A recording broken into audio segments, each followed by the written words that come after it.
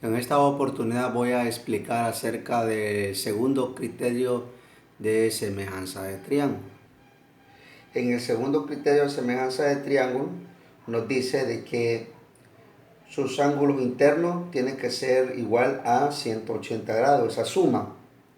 Y para que dos triángulos sean semejantes deben de tener sus lados correspondientes proporcionales y sus ángulos correspondientes congruentes. Si podemos observar ahí en el problema nos dice en los triángulos ABC y DEF, que lo tenemos ahí. Aquí tenemos el triángulo ABC y el triángulo DEF. Nos dice de que el ángulo B y el ángulo E son iguales. Veamos si es cierto. El ángulo B vale 45 y el ángulo E vale 45. Por lo tanto, podemos decir que sus ángulos son congruentes. Los dos son correspondientes, son congruentes. Ahora veamos lo que nos dice la teoría. Y el ángulo C es igual al ángulo F, o sea, el ángulo C, que es este, es igual al ángulo F. Los dos valen 75 grados. Eso significa que se cumple también lo que nos dice acerca de que para que dos triángulos sean semejantes, deben tener sus lados correspondientes proporcionales y sus ángulos correspondientes congruentes. Entonces, en este caso, este ángulo es correspondiente con este y son iguales.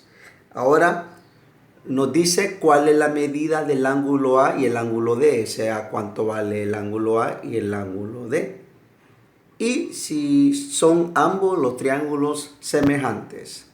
Para poder encontrar esa medida vamos a ocupar la siguiente expresión, la que nos dice que la suma de los ángulos internos de un triángulo tiene que darnos 180 grados.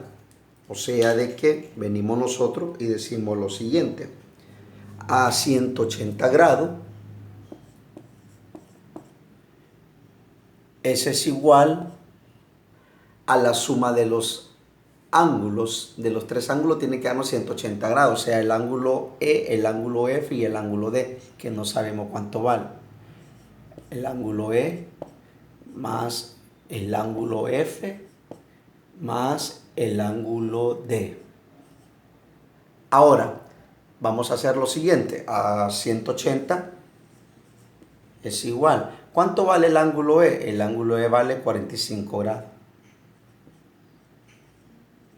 Más, ¿cuánto vale el ángulo F? El ángulo F vale 75 grados. Y el ángulo D, que no sabemos cuánto vale, que es lo que vamos a encontrar. Ahora decimos 180 grados igual 45 más 75. Eso nos va a dar prácticamente lo que es 120 grados. Si podemos observar 5 más 5, 10, llevó una. 7 más 4 sería 11 y una que llevaba 12.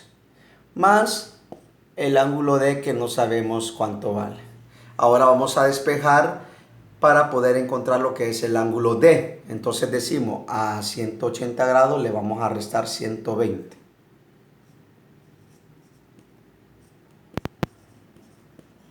Y este va a ser igual al ángulo D.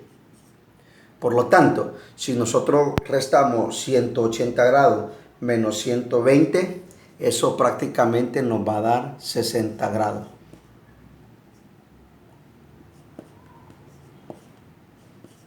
Lo que significa entonces que el ángulo D vale 60 grados y por lo tanto también el ángulo A vale 60 grados por ser ángulos correspondientes congruentes.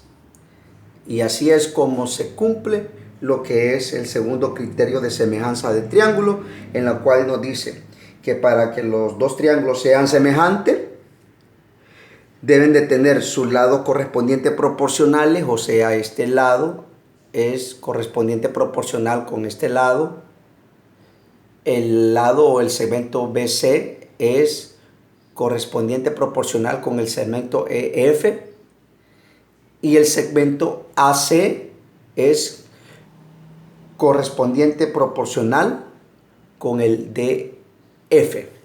Y nos dice también que sus ángulos correspondientes son congruentes.